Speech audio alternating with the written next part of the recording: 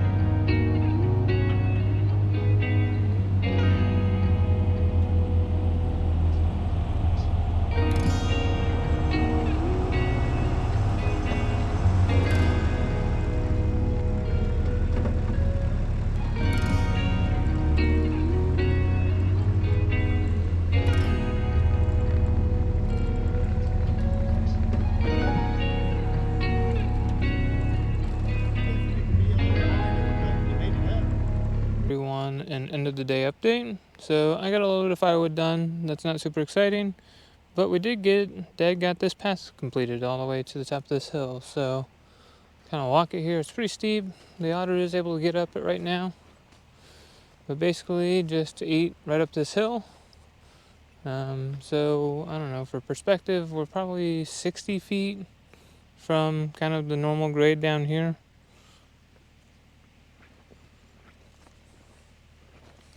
But once we get to the top, just kind of have a plateau where it's been opened up to where you can turn the otter or the tractor around.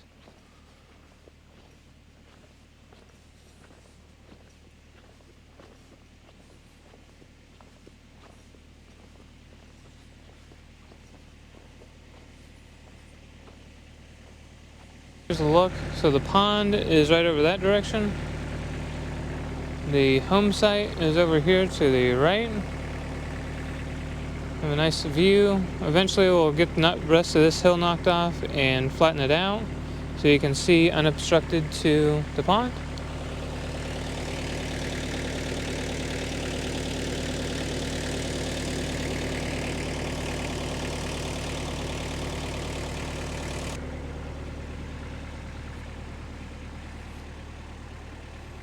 And here's another perspective of going down the hill.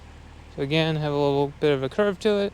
Eventually we'll kind of take this, eat it out, and whiten all this out. But for now, to start, and now that he's at the top of the hill, he can work everything down.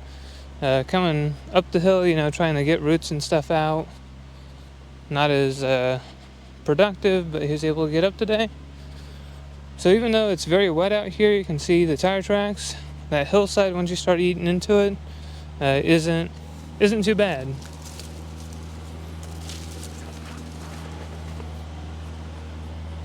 Thank you for watching the Schmitter's 100 Acre Woods. Hit that thumbs up button, subscribe. We'll catch you next time.